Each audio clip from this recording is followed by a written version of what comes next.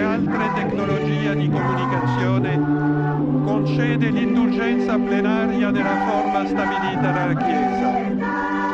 Preghiamo Dio Onnipotente perché conservi a lungo il Papa a guida della Chiesa e conceda pace e unità alla Chiesa in tutto il mondo.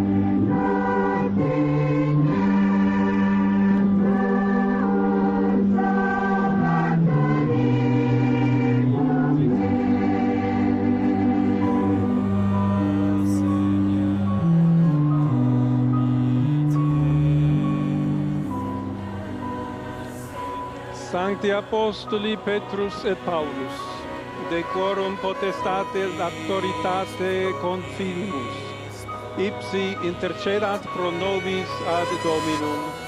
Amen. Precibus et meritis Beate Mariae semper ver.